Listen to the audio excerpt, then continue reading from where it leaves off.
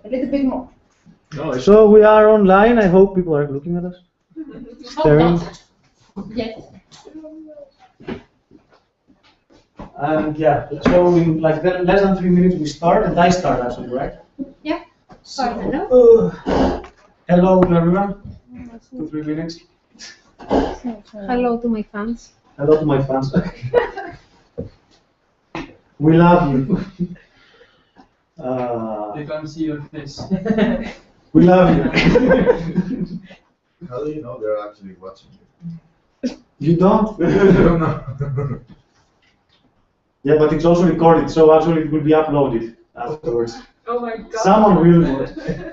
Ah, great.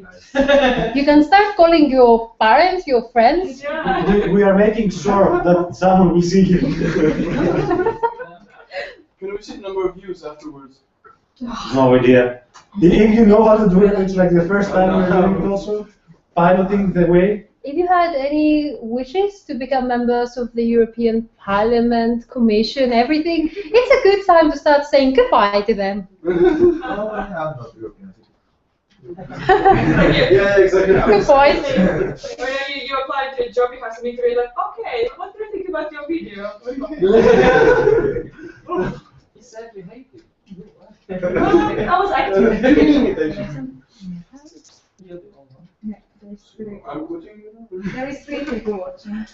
Are there? There is One of them is you. UTU, me, and some UTU Debating Club, and some Greek name, no Russian name. Okay. Yeah, 3 people. Yes. Thank you, 3 people. Thanks. Like, I think it's record in the history of the University of UTU Debating Okay. Club. Yeah. In Facebook. All right. So we will leave them as well. Not them, but. By the way, I have a practical This is question. the manager. Yes. We're a position here? Michelle?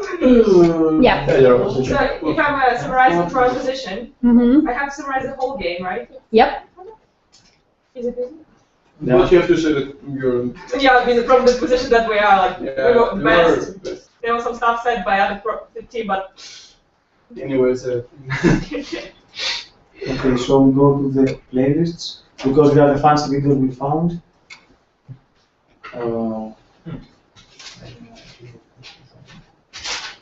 Yeah. I think we can use these 3 of them, these 2 of them. I think they are the best. So okay, we are ready to watch them and talk about them. And we don't need this anymore, but we need this one.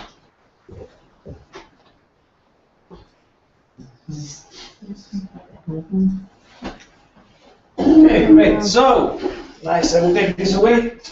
You don't need that. Hopefully. So welcome to this public debate. It's one probably of the first events that probably is more going to come with different ideas, different themes, since now we know how to do it and broadcast it, hopefully. The reason that we are doing it, and before actually telling us who you are, to those who don't know, or like some information about us, the idea from all the whole thing came about the elections that are coming soon. So in 25th, I think is in Finland, of May, we have the EU elections. Many people, many students, or like older ones as well, they have no idea what it is. They are like just know the EU. They know Erasmus Plus if they are students. They know different programs of the EU. Sometimes they don't even know that these programs are generated by the EU itself and they are funded by the EU itself. And we identify the problem as like UTU Debating Club. The awareness is not the strong point of like students and people, citizens of EU about the EU itself.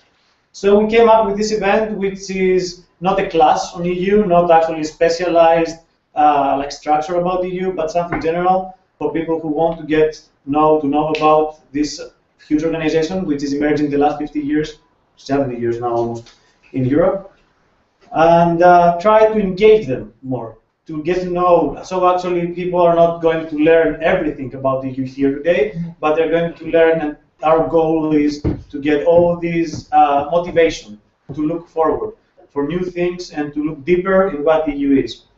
The structure is going to be pretty easy. First, we're going to talk very briefly, as I said again, about what the EU is. Then people can go just to Google it or wherever. So I'm not going to talk for hours about it. And secondly, Vasiliki is going to talk about the instruments and the bodies of the EU, which we consider that it is the most important thing because the best way to know about something is to understand something. And the worst possible thing that happens at the moment in the EU is that no one knows, for example, what the EU Parliament is doing, what the Commission is doing, why we have all of these instruments and we don't know what they're doing. So Vasiliki is going to explain these things quite briefly, or as briefly as they can be presented. And last but not least, I'm going to talk about the elections, how they work and why, and then we can discuss about it as well. This is important.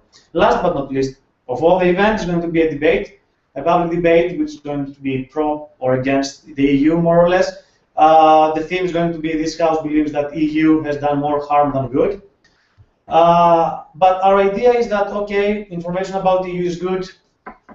Even better is the debate about EU. But the most beneficial thing is a small discussion. So we hope that after all these things that you're going to hear and see today, in the end of the debate, you will be glad to ask questions or make comments or generally tell whatever you're thinking after the debate about the EU, because interaction and actually your opinion is the one that matters the most. Before we start, who we are very briefly, we are the UTU Debating Club.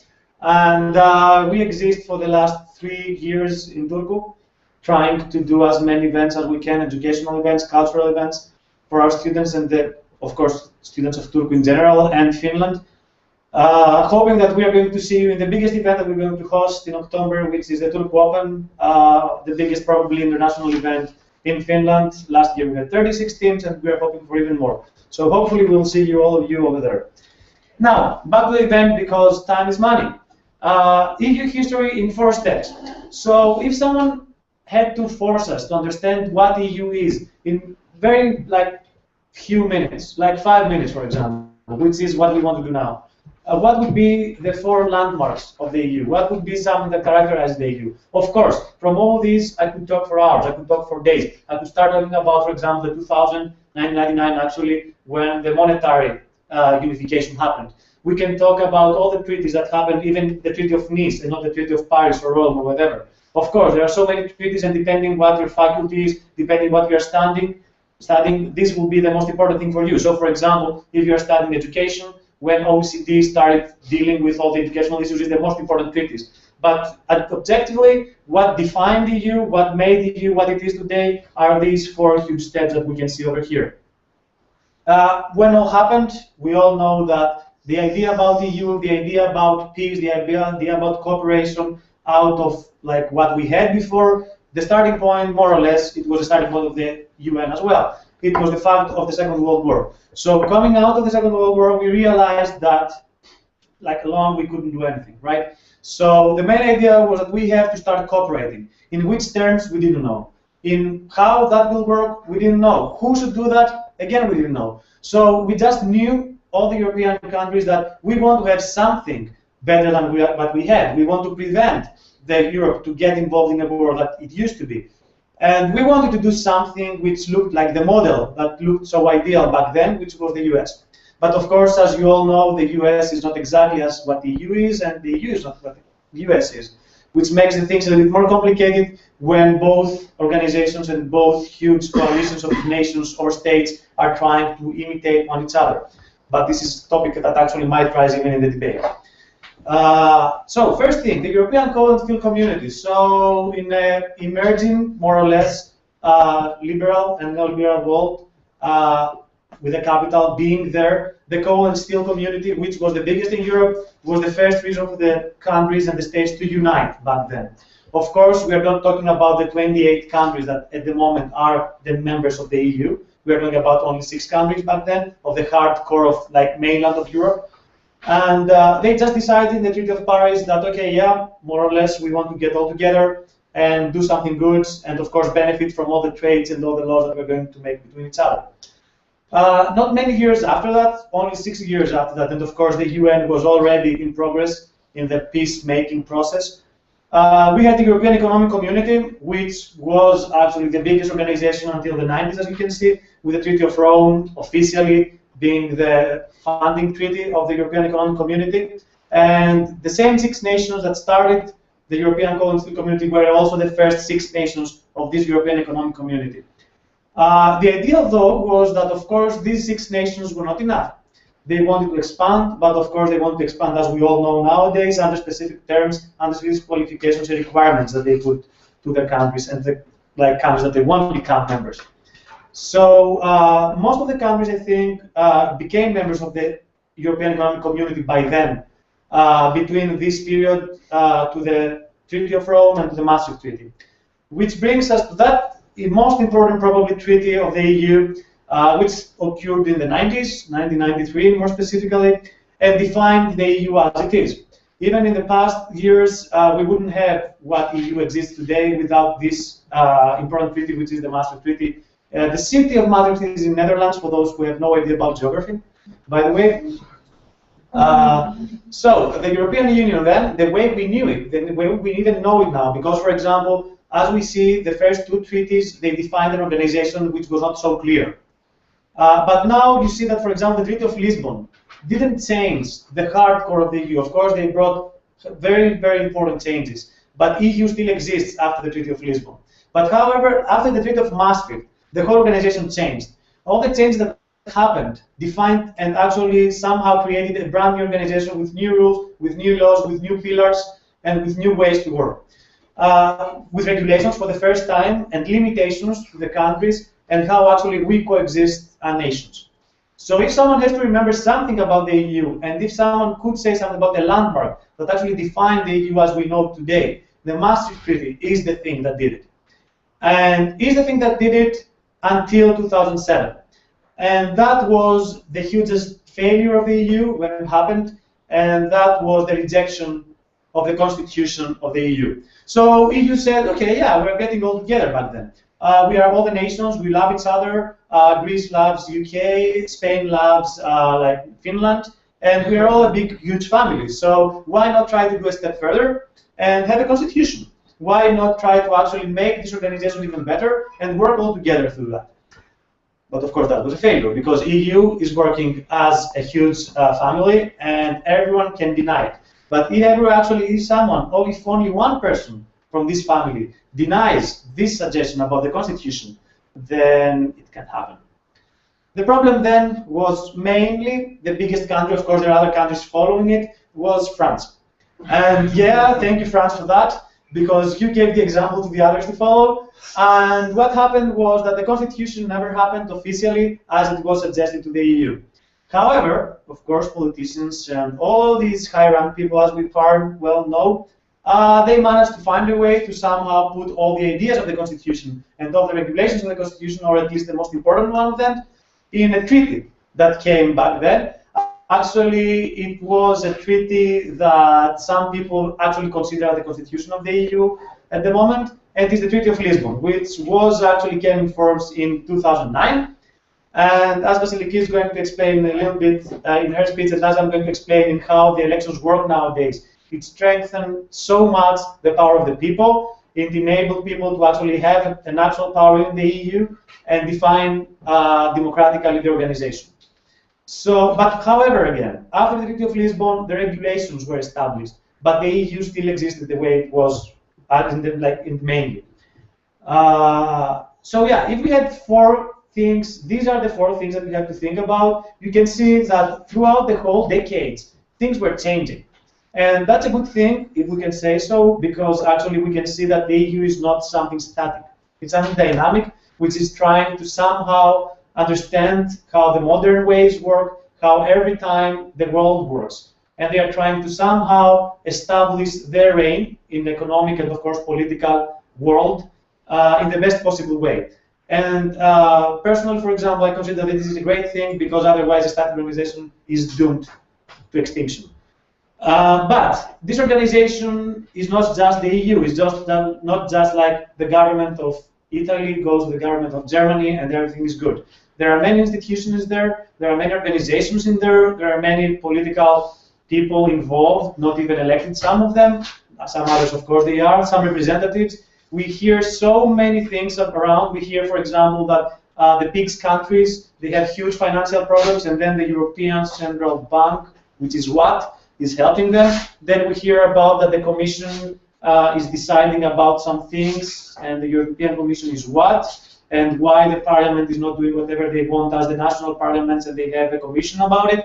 So we understand and we see every day in our lives that we hear about directives, we hear about ideas, we hear about European Parliament, about voting, and we actually, most of the people are quite confused, since there are at the moment quite many people who lived before all these major changes for the Maastricht Treaty. So for these people, and also for the young people who don't give a shit about anything else apart from the thing that they get all the benefits from the EU, it's a good thing to actually get to know these organizations, these institutions and bodies of the EU, and understand how it works. Because the way it is quite complicated, right, Vasiliki? Yep. Are we going to talk before for the bodies or for the changes brought by the Lisbon Treaty? The bodies, of course. Okay. So yeah, you have the floor for like 5 minutes, approximately, 15. You can take your time. Okay. I guess I could use the floor for 15 days and I wouldn't have been able to explain you fully what and how the European Union works, because most of my colleagues, law school students and those who are studying international relationship, international policies and so on, will be able to tell us that European Union is a monstrosity, don't take it wrong, but it's a huge, huge organization that is working in a very complicated way. So, since we are not, thankfully, in a European law lecture, I'm not going to explain you in full details how everything is happening in the European Union, but I'm going firstly to focus on the key points that every body and institution functions, and then identify the institutions themselves. So the Article 13 of the Treaty on the European Union actually establishes these 7, I hope, bodies and institutions that are on the heart of the European Union. But let's see who does what. Who is setting the agenda of the European Union?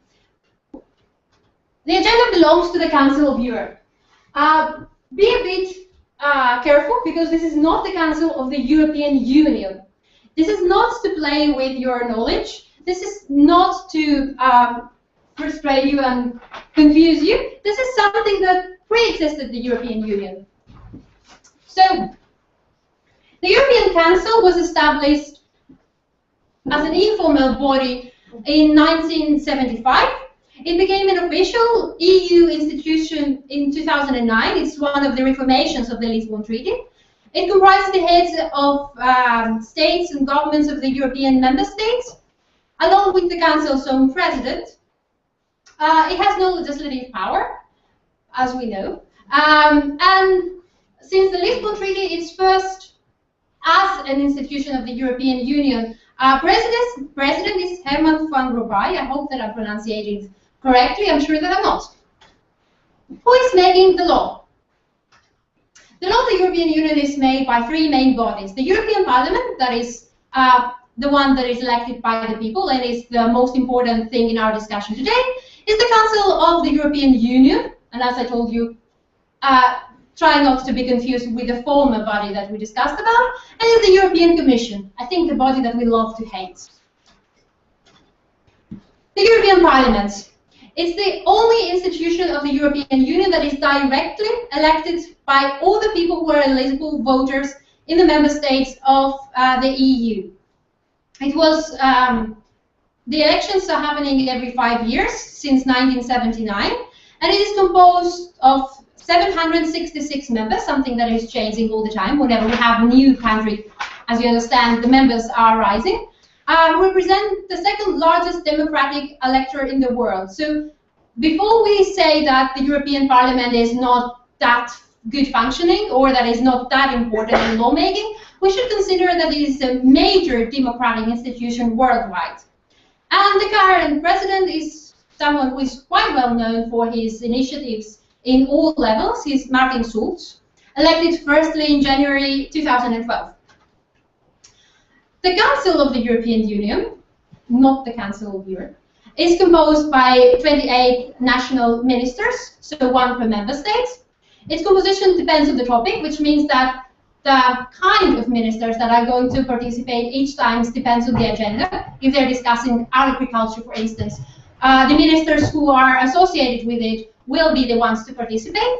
The president of the council rotates every 6 months. Right now, the presidency of the Council of the European Union belongs to Greece. And its decisions are made by a qualified majority or by unanimity, depending on the cases. The European Commission, as I said, the body that we love to hate, is one of the bodies that was mostly criticized because it's quite far away from the people. And one of the key issues of the Lisbon Treaty was to try and bring this body closer to the people of Europe. It's an executive body. It is responsible for proposing legislation, implementing decisions, upholding the treaties, trying to keep them up to date, and day-to-day running of the European Union. So actually, it is doing all the hard work, being at the same time a legislative institution and an executive body. It consists of 28 commissioners, one per member states, who are bound, however, not to represent the interest of their own country, but the interest of the European Union. It is criticized, and it's questionable how easy and feasible that is. And, of course, the Finnish commissioner is the very famous Olli Rehn. By the way, because I was just reading through his recent interviews, he says that he is quite accustomed not to represent Finland, but to represent European Union anymore. The Commission President is proposed by the Council and elected by the Parliament, and right now the Commission President is José Manuel Barroso. How are those three different legislative bodies are working in order to produce the European Union legislation? By a system called Ordinary Legislative Procedure. It was formerly called co-decision, a name that was changed by the Treaty of Lisbon. It would take me more than 15 days to explain you how exactly this works, because this is a more or less game of power and, of course, a very, very democratic, I hope, situation. The Commission proposes new laws, the Parliament and the Council adopt them, the Commission and the member countries implement them, on which level and how fast. This is a question of policy of each country, and the Commission ensures that the laws are properly applied and implemented. Justice. The Court of Justice of the European Union upholds the rule of European law, formerly called European Court of Justice. So the Court of Justice of the European Union, as Lisbon Treaty changed its name, was first established back in 1952. You should not confuse it with the Court of Human Rights, which is the Court of the Council of Europe. A bit, well, weird. It is composed by 28 judges, one per member state, so that we will have representation in all levels. It interprets the EU law to make sure that it is applied the same way by all the countries.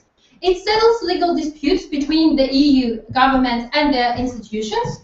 And, of course, any individual can invoke the EU law in front of the European Court of Justice. The president currently, since 2003, is Vasilios Kouris. Greek. Okay. Monetary policy and finances, because money makes the world go round. The monetary policy belongs to the European Central Bank, and the audition of this thing belongs to the European Court of Auditors. The European Central Bank, another institution that we love to hate. It's the central bank for the euro, and it more or less runs the whole policy concerning Eurozone. The bank was established by the Treaty of Amsterdam back in 1998, and it has its headquarters in Germany, most specifically in Frankfurt. The primary objective is to maintain the price stability within the Eurozone. How successfully, this is something that belongs to another debate. And since 2013, Mario Draghi is the president of the bank, who used to be the former president of the Bank of Italy. And the European Court of Auditors. This is the court. It's funny that it's called a court because it's not actually functioning as a court. It was established in 1975 in Luxembourg. And the reason that we have it is just to make sure that, first of all, the finances of the EU institutions and organizations are working okay.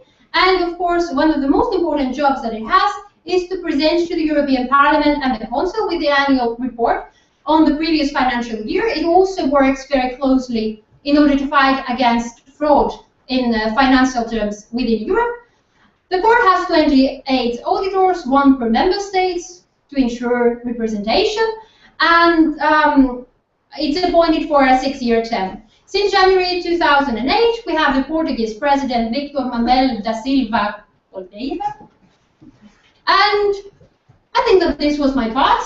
Now time to talk about the elections. But the teams can go actually to prepare already for the speeches. Good luck. And I can continue. Actually, I want to ask something. We're talking about all these institutions, right? We're talking about what they're doing, etc., etc. Do you have any idea about where they are located, more or less? So actually, we are looking in the map that they are doing that, they are doing the other thing. They are great what they are doing. But any idea about, like, for example, if we say, like, all these institutions? Not exactly, I mean, I don't demand to tell me where the country is located, but, like, any cities, any ideas where most of them are? I think 90% of them are located in 2 cities, more or less. Brussels and Frankfurt. Yeah, exactly that. Apart from Frankfurt, for example, and Luxembourg, I think all of the rest, they are actually in Strasbourg and Brussels, which is quite convenient if you consider that both of the cities, they are in the heart of Europe. So that was criticized because it's somehow it was criticized that the rest of the European Union is left outside, and actually the heart of Europe is in some very specific countries.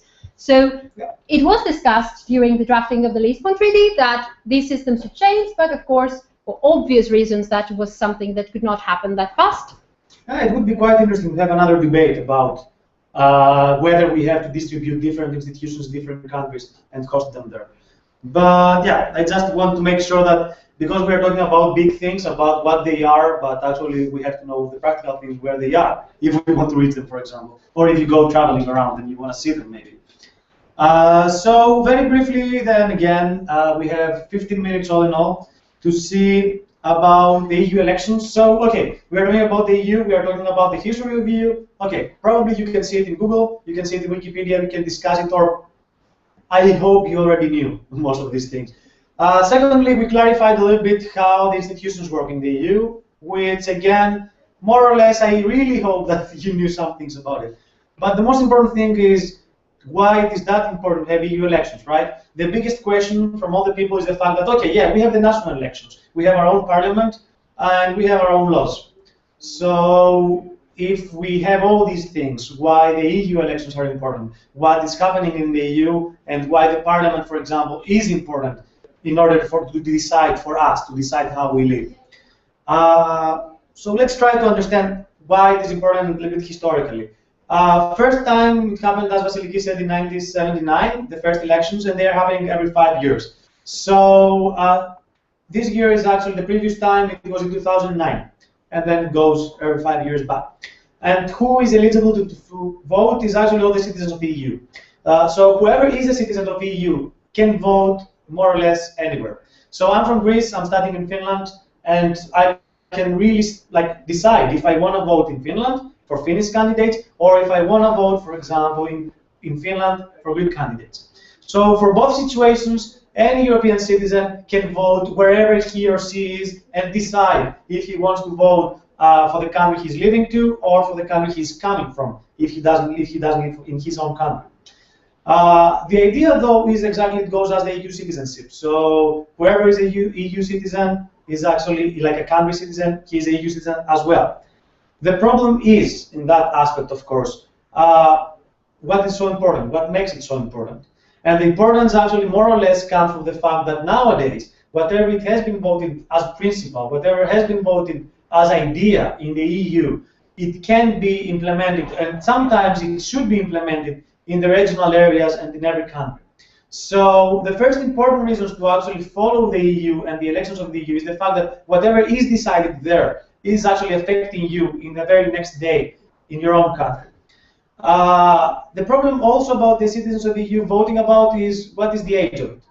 So some might think, is it like 16 when it comes to Austria? Is it 18 when it comes to Greece? What is the age limit that you can vote? And this is actually depends on the nationality that you have. So your nationality defines if you can vote or not in the EU elections as well. So if you are 16 years old and you're coming from Austria, you can vote. If you're 16 years old and you're coming from Greece, you can vote. So we can see again that the EU is a huge struggle all the time between the national and these European characteristics of the countries and the citizens inside the countries.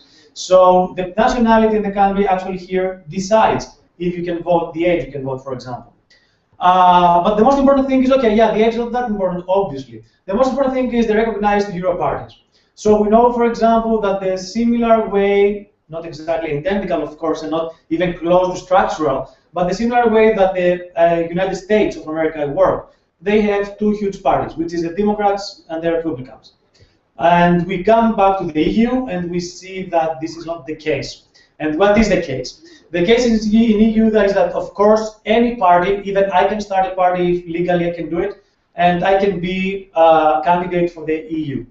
The thing is that, of course, throughout the years, new parties coming up, some others stop existing or they merge with some others. And we have come to an end that we have 13 recognized Euro parties, which means that they are universal around Europe. Of course, as I said again, if you want to do it independently, you are free to do it. Nobody says no. But at the moment, we have these Euro parties which exist of what? And this is actually very interesting. It doesn't exist necessarily of independent people themselves. Of course, this is one of the cases. But in their vast majority, they actually are coalitions of huge national parties that exist now. So, for example, if we have the party of the European left, it's not like people on the left side of on the left ideology side that are just forming it. They are actually left parties from each country that are making this party happen. So if you are voting for left, or you're voting for right, or you're voting for a very conservative party, usually it's not the candidates coming from the people themselves, but from the parties coming from the countries they are representing. So we can see that, of course, we have some big parties, but they're not totally independent. Again, we go back to the national level of how they work.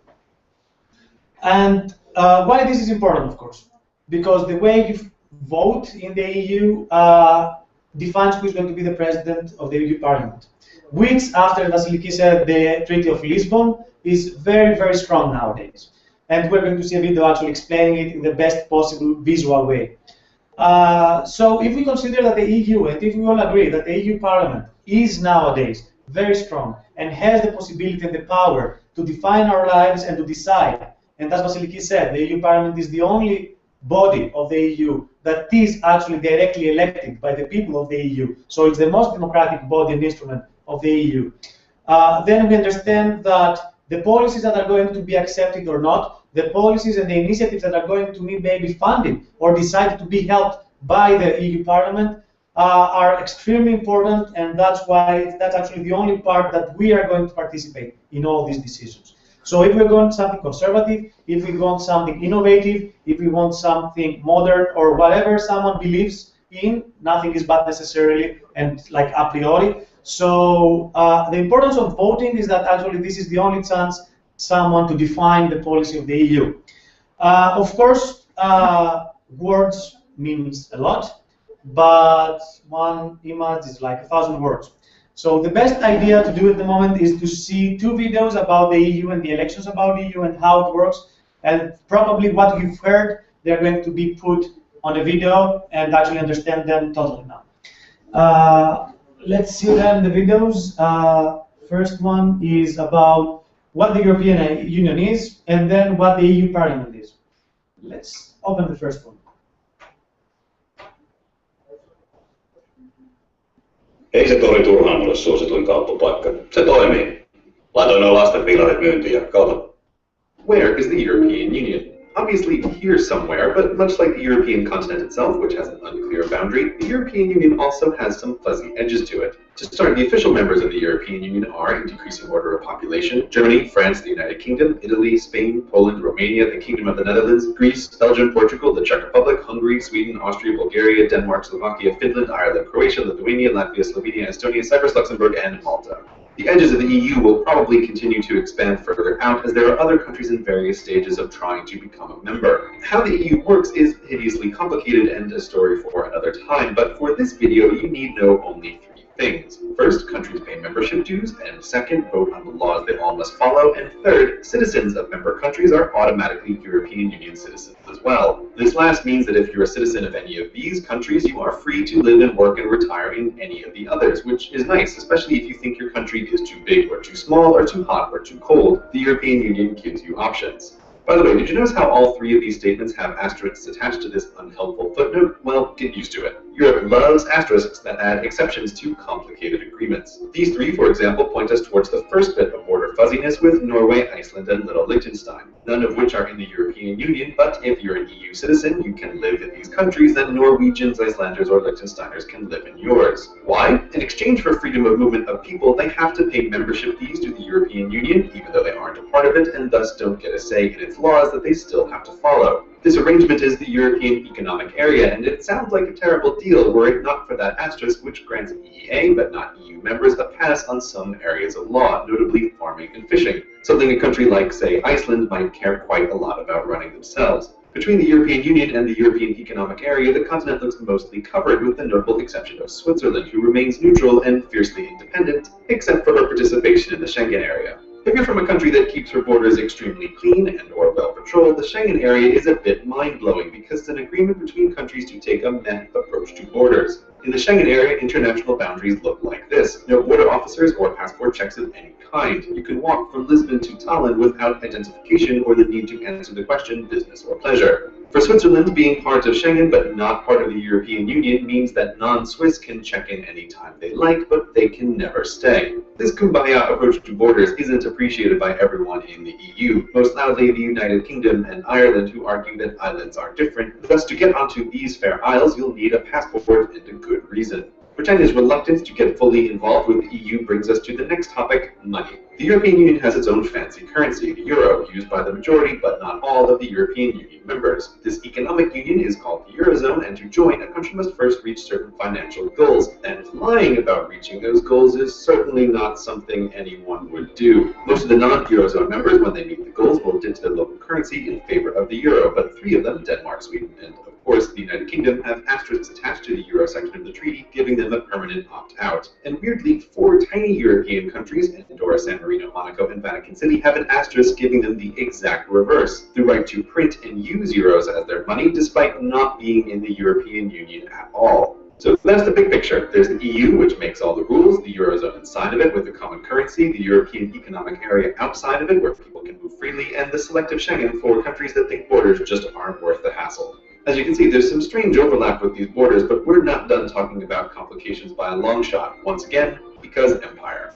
So Portugal and Spain have islands from their colonial days that they've never parted with. These are the Madeira and Canary Islands off the coast of Africa and the Azores well into the Atlantic. Because these islands are Spanish and Portuguese, they're part of the European Union as well. Adding a few islands to the EU's borders isn't a big deal until you consider France, the queen of not letting go. She still holds on to a bunch of islands in the Caribbean, Reunion off the coast of Madagascar, and French Guiana in South America. As far as France is concerned, these are France too, which single-handedly extends the edge-to-edge distance of the European Union across a third of the Earth's circumference. Collectively, these bits of France, Spain, and Portugal are called the outermost regions, and they're the result of the simple answer to empire: just keep it.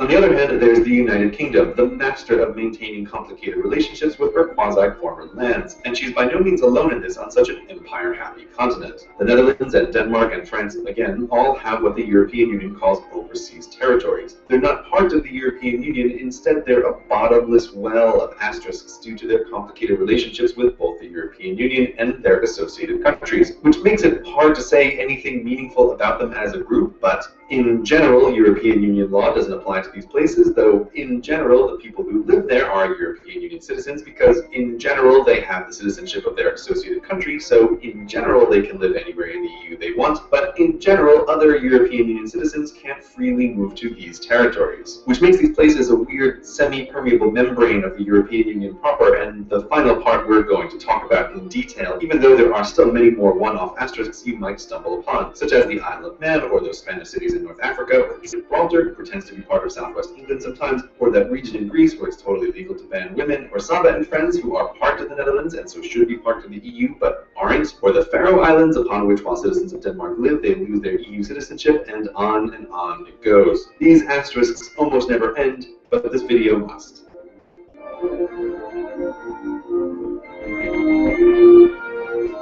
Pretty fancy, right? I mean, EU is so easy to understand, I think.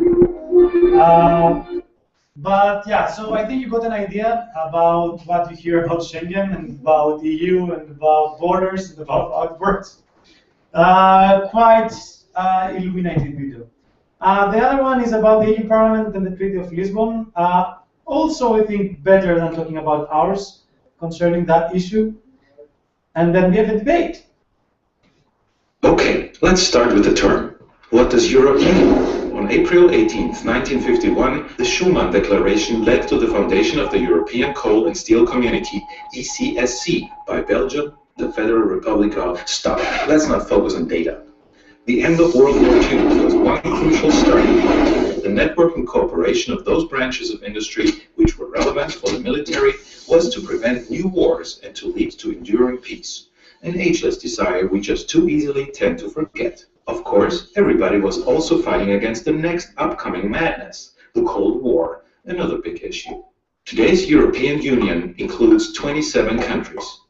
That's nearly 500 million EU citizens, which means that we make up 7% of the world population, acquiring more than 30% of nominal gross world product. Out of 500 million EU citizens, 375 million are eligible to vote.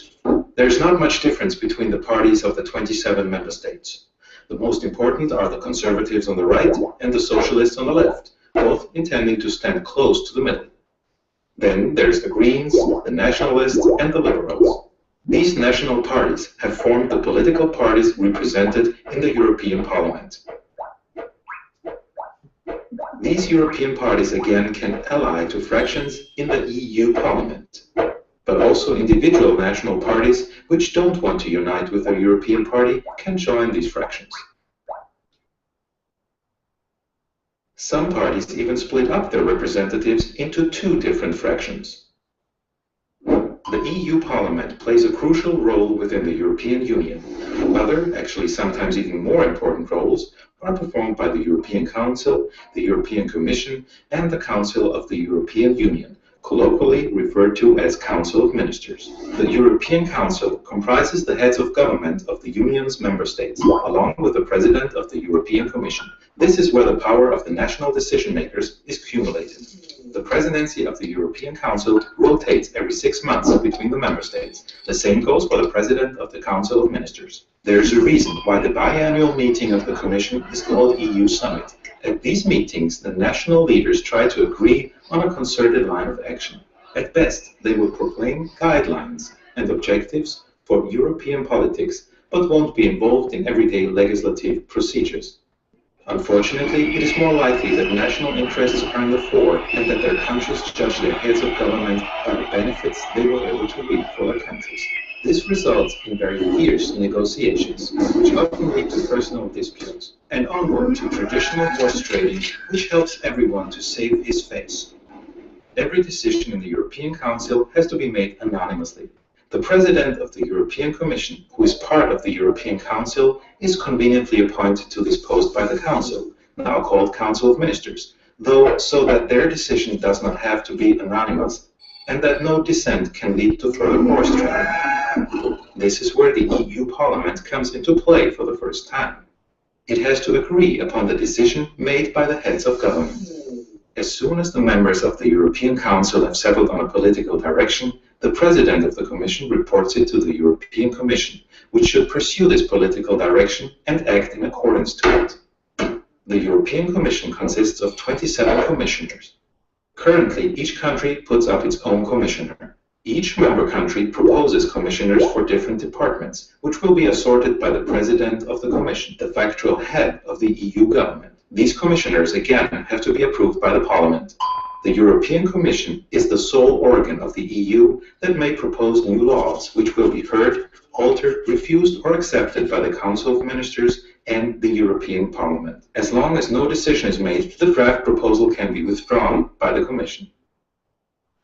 The Council of Ministers consists of the heads of the respective departments in the particular national governments. There are different councils which deal with individual departments. As an example, the Ministers of Justice get together every 3 months for a meeting of the Council of Ministers. Of course, here too, the national interests often take the center stage. The European Parliament represents the people of the EU and is the sole organ whose employees can directly be elected by the EU citizens. The most important task of the European Parliament is legislation. Currently, it cannot vote on 1/3 of the laws. To make the democratic process on EU level really count, the European Parliament should also be allowed to initiate law drafts directly. Just being allowed to vote yes or no on the draft proposals of the Commission is actually not enough. However, the European Parliament at least makes responsible use of the currently available possibilities, which is shown by the ratio of the EU Parliament queried and therefore to be altered law drafts of 91% to 10% in the Austrian Parliament. At the moment, the EU budget and therefore the big money just partially has to be approved to the Commission by the Parliament. This new competence alone on the basis of the new constitution, the Treaty of Lisbon, will vastly strengthen the Parliament. The overall control of the EU activities is also an important duty of the European Parliament. It controls the European Commission and its president and can force them to resign. It can set up investigation committees to keep the activities of the Council of Ministers and the European Commission in check. And finally, there is the sparsely honored delicate work on various topics. The members of the European Parliament work in different commissions. For example, the Agricultural Committee, the Committee for Transport and Tourism, or the Committee on Legal Affairs. And by publishing their reports, demonstrate the position of the EU Parliament on different topics. By means of the Treaty of Lisbon, the EU Parliament unquestionably gains in importance. Whether the sole organ directly elected by the EU citizens will stay as powerful and hopefully even gain more power in the future depends on the people and thereby on us. Not voting at all means to weaken the vox populi. Abandoning your right to vote will not lead to change and will result in the victory of those who take advantage of it.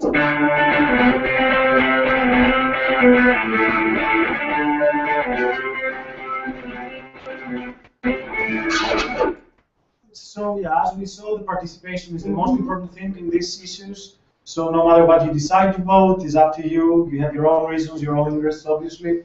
But as it explained perfectly, I think, in the last sentence, is the fact that not voting at all, the only result is going to be to lose your power as people. So I think now we have explained, or tried to explain the history of the EU, the bodies of the EU, the elections and how they work.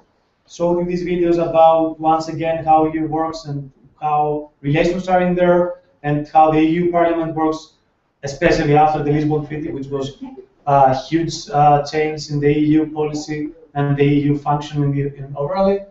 And we have something like half an hour to finish this public event, and it's time probably, Vasiliki, to call the people to come in. How it's going to work? Oops, lot of voices. So, how it's going to work now? The debate, in order to be on schedule and to be on time, is going to be held in Australian style, which means that we will have 2 teams consisting of 3 members each, debating as like the first person defines the topic from the government and brings the first argumentation. The first person of the opposition rebuttals everything and brings the first argumentation from the team of the opposition. And then we have the completeness of the documentation from the second members of both teams and the summary from the whip speakers of both teams as well.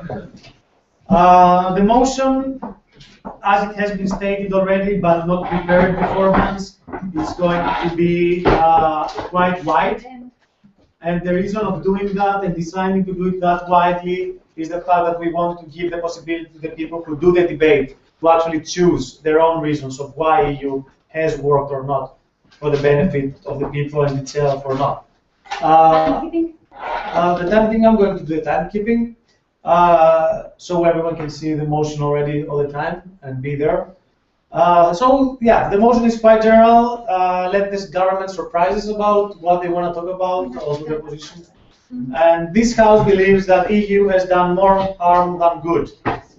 So we call the first member, which is the Prime Minister, to start the argumentation for government.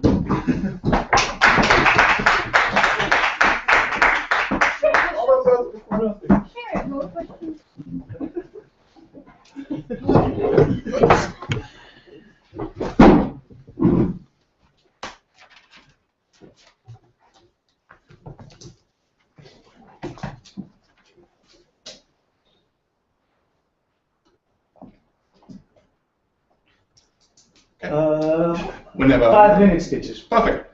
Okay. Zero. So tonight we are gathered to talk about a very important issue that deeply concerns us all, especially considering that the time for the elections are so close. So this House believes that the EU has done more harm than good. By this, we, the government, believe that had not the Treaty of Maastricht signed, had not we switched away from the EEC to the EU, the Europe of today would be more economically stronger, it would be more democratic, more dynamic, and generally better off. So we would have wanted to keep the easy rules and less bureaucratic rules of the EEC instead of having this monstrosity we call the EU. So I will begin by giving you a few pointers showing why the EU has harmed the Europe as a whole before leaving the floor for my colleagues.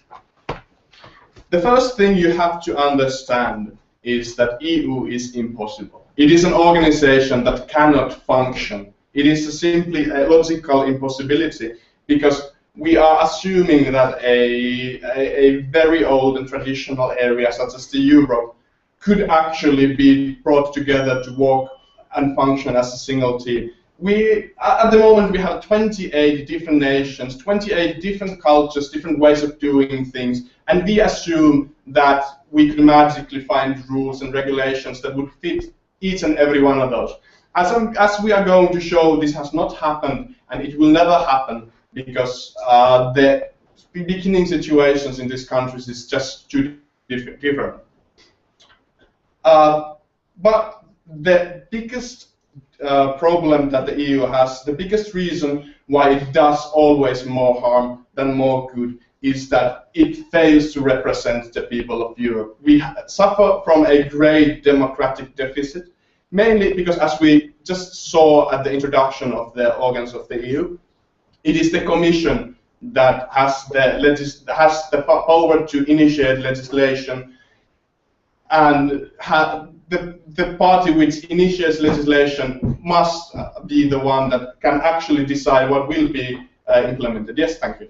Well, isn't the Commission chosen by the Parliament, which is again chosen by democratic? Thank you, I understand the question, but this is a very long chain of dubious democracy. Even the Parliament, which is supposed to be the one body that is democratically chosen, has been consistently shown by the people of the different European nations that they don't believe in it. In each elections, we have a turnout rate of roughly 30%. If we're lucky, 35%. Well, this doesn't mean that the people do not know when the elections are. It just shows that they understand that this system of EU cannot work and will not work, and they protest this by not voting.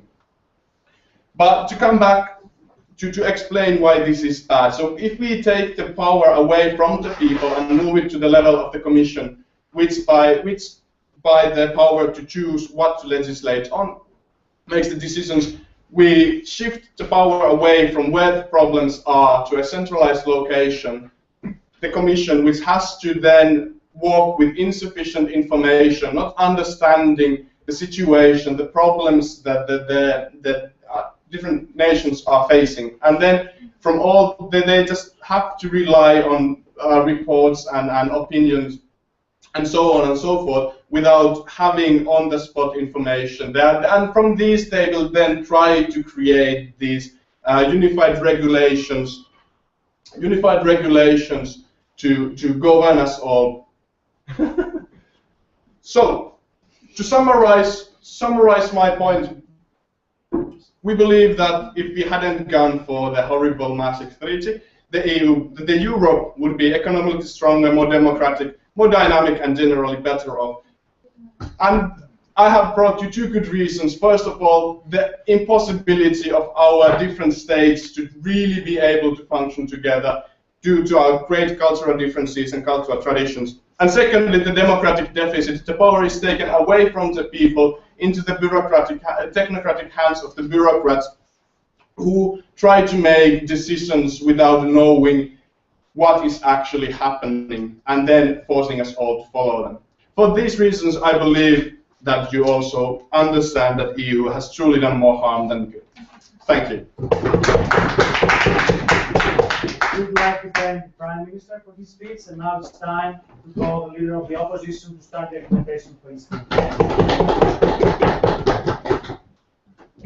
Thank you, everybody. So now I will prove you here that the government here is completely wrong, and that the European Union has actually done more good than harm since 1951 and the first basis of the European Union. As a rebuttal, it will be really simple and short because the government here is talking about challenges that the European Union is facing, which are real, actual, and we're not denying them. But here we have to understand that we're talking about the whole picture, not about small challenges, which, I mean, as every country has problems and they have too much bureaucracy, not enough and anything. Everybody has problems, we're not denying that, but what you're saying is that since 1951, the European Union and the countries forming it are in a better condition than they would have been if it wasn't of the European Union. So, first of all,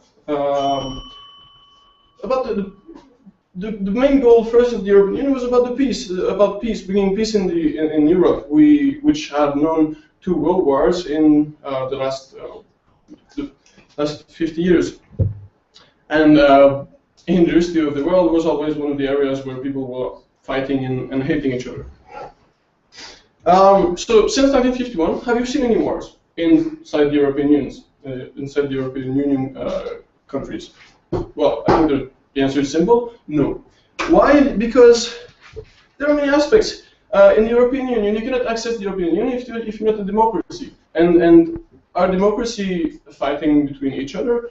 I think no. In the world generally, it has been like that. And I'm talking here only about developed democracy, not about Africa and some shady areas. The European Union is not only contributing to peace inside the European Union, but also outside. I mean, if you talk about the Balkan, okay, there was big problems in the early 90s. They are giving funding to these people, into these countries, even if they are not inside. So even if we look outside of the European Union, they're making good stuff and helping democracy and peace outside of their borders. And here we're talking about the general good, so this is eligible. So it brings political stability. This economic dependence that we see in the European Union is also helping. I mean, you're not make war. You're not going to make war to your neighbor, which whom you are trading goods, and so this is in many aspects one of the reasons why European Union is bringing good within its border. Also talking about the crisis, which is probably one of the main critics that we can say to the EU. Well, yeah. Which crisis are you talking about? Sorry. The Ukraine crisis. I'm just talking about the crisis in 2008, the big one that we all. Sorry for. Okay. The crisis originated from the US. It affected all the countries, most of the countries in the world, most of the developed economies, and probably many people will say that okay, the European Union has seen many troubles. It put in question many of its institutions. But about that, we can just think about countries like Cyprus and Ireland, for example, who put all their investments in this virtual economy. What would have happened if these countries without the European Union? Let's think about that. Gigantic inflation, extreme crisis. It was really bad even with the European Union. Imagine without it. And in this gigantic economy and confronting, okay, if you put it in relation with the US, which are the main economic power right now, I think that European Union countries, which are really small, or even if they are big, I mean, if you talk about Germany, 80 million people, it's still not even half, not even a third of the population of US. So we need to unite. That's why European Union is bringing good. It's because it's giving the power to small countries to have a voice in a globalized economy. And so individually, if it had stayed like it was in 1951, different small countries with many conflicts with other countries, potential conflicts, many stuff like that. I mean, now we have a continent which is peaceful, economically strong, democratic, and that can actually face challenges that are results of a good, healthy continent, like organization that we have here. So basically, why the European Union has brought more good than harm? Well, no conflicts, bigger economy, more stability, more political stability, more economic stability, better possibilities to face challenges. And this is why the opposition believes that there is no problem here. There is no reason to even ask that question, because for us it's obvious that the European Union has done more good than harm. Thank you. Thank you very much, the leader of the opposition. So now it's time for the second member of the parliament to take the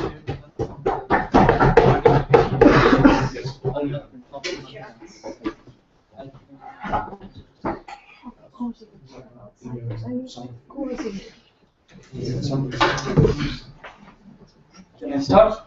Thank you. Thank you for the previous speakers, but no thank you for baseless arguments. I'll start rebuttaling from the beginning what you have spoke, and then we will continue with the new arguments that we want to bring in. So you talk mainly about peace, you talk mainly about the economic stability, and you talk mainly about the democracy. I think what democracy usually is by the people and for the people. So when we consider in the European Union structure, the whole conflicting legislative, the model and everything, where people are involved there, majority of people living in Europe don't know how EU functions. That simplifies that EU is not a democratic governing body. Thank you. The next point, economic stability.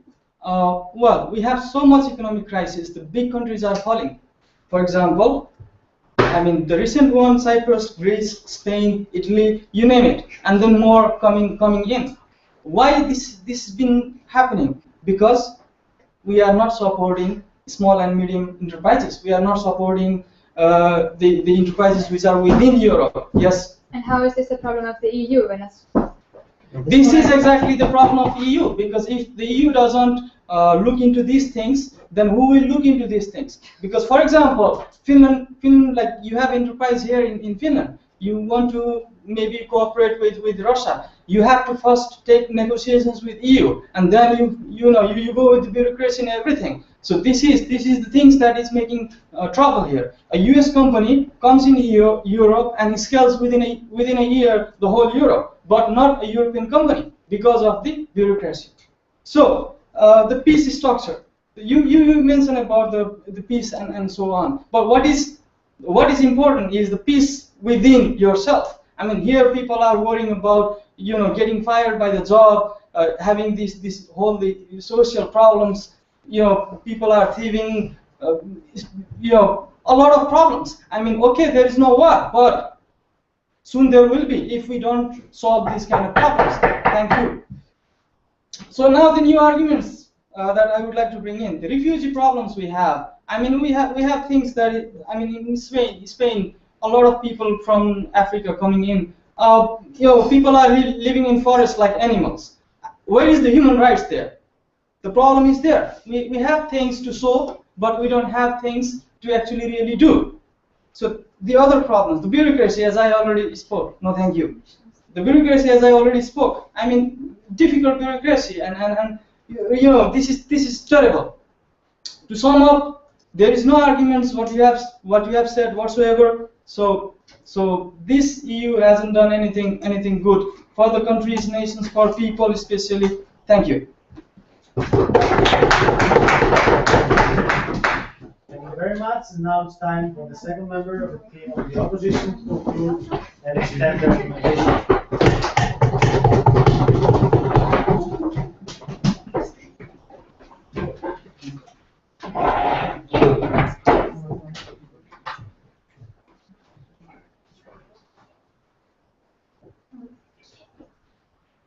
Thank you, Mr. Speaker, for the floor, dear members of the government and dear members of the opposition.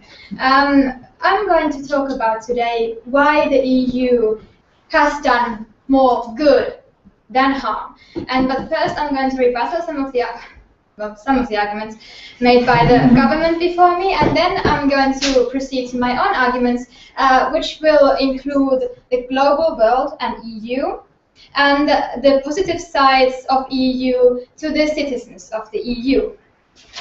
But first, let me address some of the points made by the previous speaker. Well, he seemed to be quite worried about the companies going to Russia. Well, I think EU is normally doing quite a bit of cooperation with Russia. Now in this political situation, the situation is quite different, and we can't now know for sure what's happening there, but this debate is not about Russia. So let's move on. And then the speaker seemed to be concerned about the peace within the citizens or countries or whatever. I'm not quite sure what he meant. Peace within, at least. Well, I will answer, what is more horrible than war, where people kill each other because of some governments telling them to? Well, that is what EU has brought us. It is real peace, and you can't deny that. No, thank you. So now let's move on to my own arguments. Let me take a short detour to the global world. We have now countries like China and India, and of course the US, we can't forget the US, which are very big, important players in the global market and as financial superpowers. Well, let's look at the European countries for a change. Finland, small, 5 million inhabitants. All of the other countries, quite small also. Perhaps only Germany could be a financial superpower without the EU.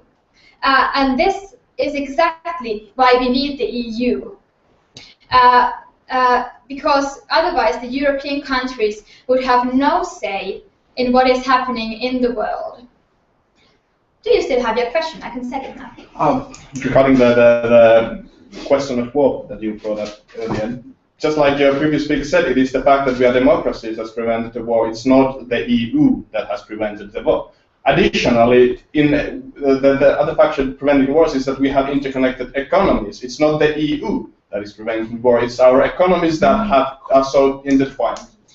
Thank you. I think EU is the main reason why our economies are intertwined with most of the European countries. Thank you. And now let's talk about the positive effects EU has had on its citizens. Well, we all like to talk about freedom of choice, that everyone would have the right to choose his or her employment or place to study or whatever. And as citizens of the EU, we have a huge amount of choices now, where we want to work, where we want to live, and this all with a very small amount of bureaucracy. And I won't believe you if the government will try to tell me otherwise, because I'm going to study a year in Vienna, which is in Austria, and all I have to do there is to tell to the police in a matter of 4 months that I'm there and I'm going to be here for a year, and that's it. Nothing else, and that is thanks for the EU. Yes, so EU has provided us, the citizens, with the freedom of choices, and they enable us citizens to make the best of us, so we can have the best choices of employment or study places or whatever. EU is also protecting human rights of everyone. We have the Book of Fundamental Rights, no thank you, which is also something that all the member states have to abide by. And now let's talk about my last minute about the free movement. Thanks to the EU, as I already mentioned, we have the possibility to learn about different countries very easily. And with that, we will understand better other cultures. And with that will lead to fewer conflicts, because why would you have a conflict with someone if you can understand their points of view? Yes. And that will mean that we will have no wars in future with EU. So to summarize quite quickly my points, the European countries need EU for the global importance. Citizens of EU will need the EU for the freedom of choices it provides, and the free movement is a very important thing. I beg you to oppose. Thank you.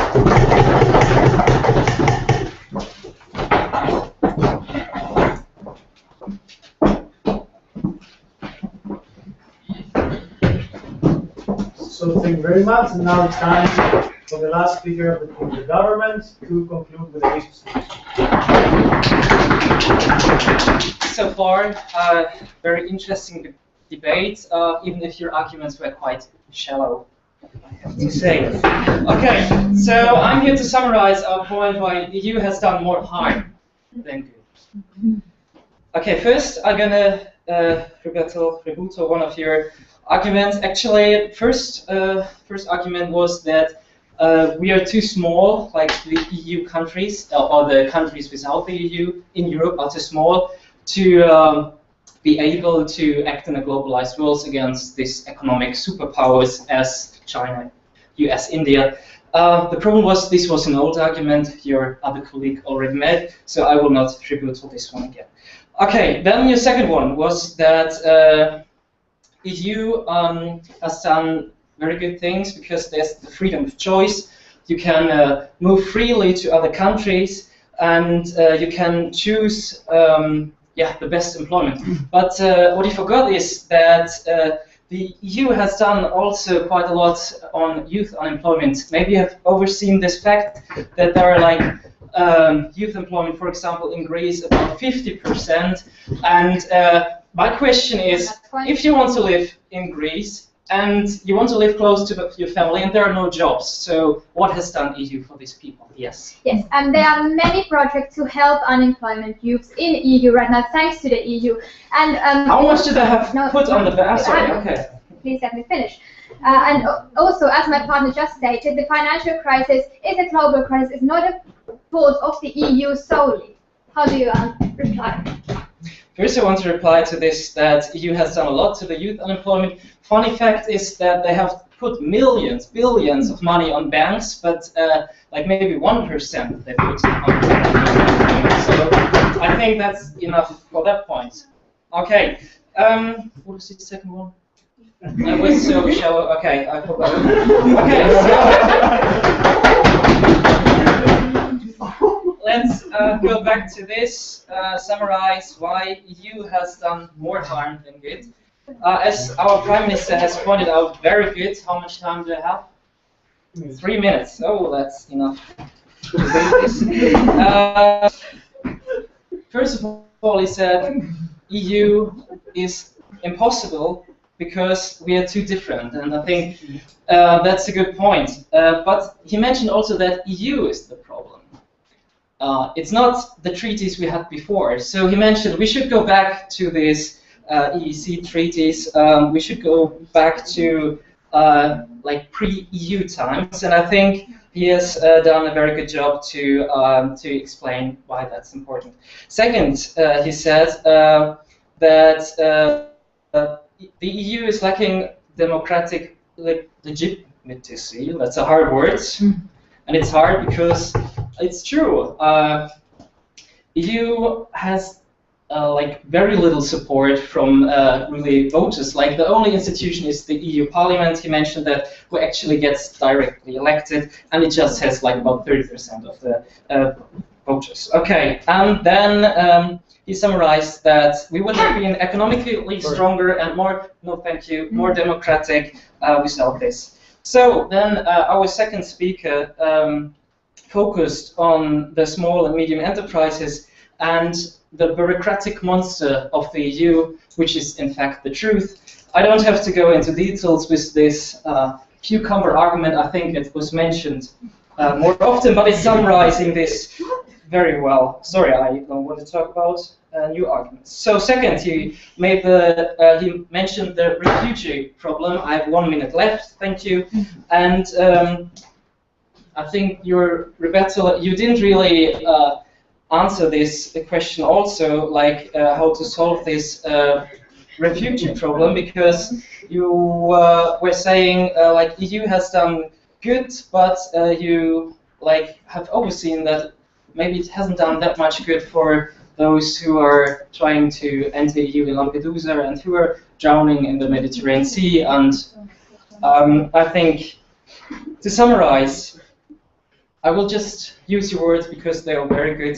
The states in Europe would have been economically stronger and more democratic without the EU if they would go back and just focus on economic issues. Then we would have been better. Okay, thank you. Thank you very much. Now it's time for the last speaker of the day. Last but not least, of course, to conclude. I'm not sure I got it.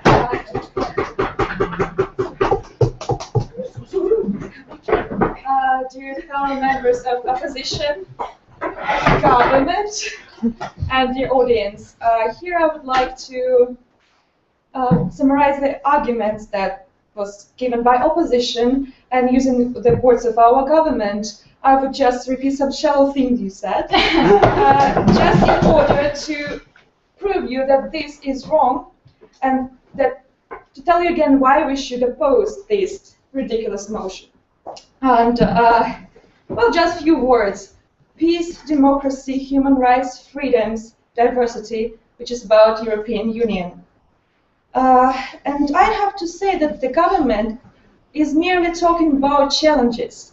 And challenges is something that you use to improve, to move forward, to develop, and you do not abandon your project in the middle just because you have some challenges. So what we heard from the government is European Union is impossible. What does that mean? No clue. Because European Union, I would have to tell you, is possible, is actually functioning. And European Union has been promoting things like peace. I would have to repeat that there have, in areas and countries that now are part of the European Union, there have been 2 world wars in the very beginning, in the first part of the 20th century, and now there is no wars. And Ukraine. Dear government, do you know what's European Union now? How many countries are there? Is Ukraine part of European Union? So continuing, there's no wars, and there's no wars, and it's peace that the European Union is promoting. Also, as my partner has mentioned, the programs, Eastern Partnership programs with countries around the European Union to promote the values of democracy. Thank you very much. We also promote democracy, and what I heard from the government, is that European Union is not a democratic institution. It is a democratic institution. It's built on, it's based on democratic principles. We vote to have this institution working and to have people there. And you know what? If democracy is, it's the best system we have now, and democracy is, again, it's not ideal. There's nothing ideal. Democracy sometimes may not work perfectly. Like, look at our government, by the way. And so, what else? We have you were asking for that. Democracy, I mentioned that, peace, and then economical stability, as my partners have mentioned. And we were talking about the crisis, that economical financial crisis that originated in the United States. And we believe that without the European Union, Europe would be already in complete collapse. European Union is what European Union, first of all, has not caused any crisis. It's just been working to avoid it and to fight it together. Because without it, it would be worse. No, thank you. I don't see any question here. What else?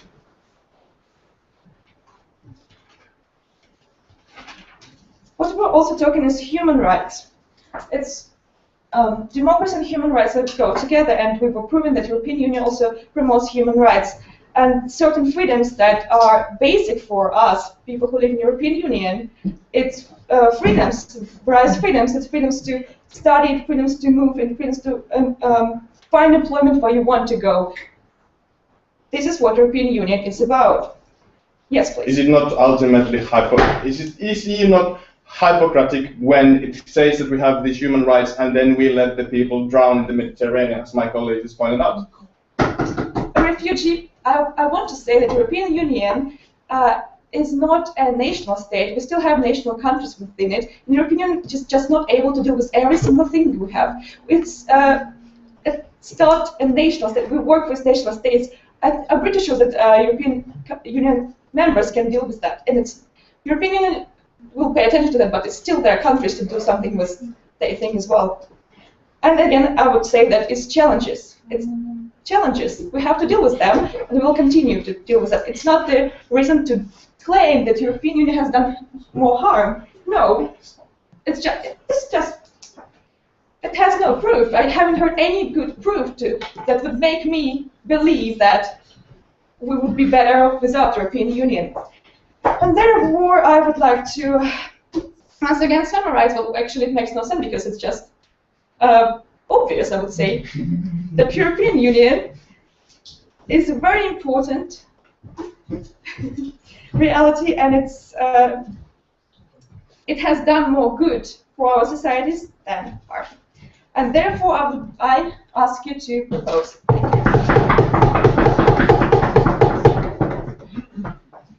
All right. So before discussing about the debate and our ideas, probably it would be nice to just say goodbye to our friends from the website and the internet and the hangout that we have.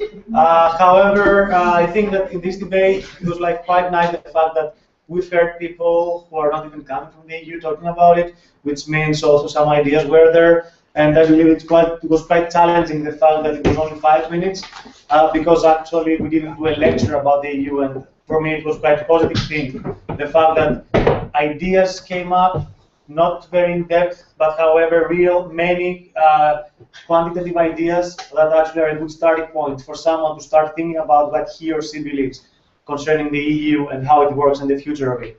And many good issues, like for example, youth unemployment came up, immigration came up, national states together with the international level of it came up. So there are so many things which can be summarized in the whole notion of sustainability and future of EU came up in this debate. And of course, no matter what anyone believes, like we have to think about on these issues before voting of it.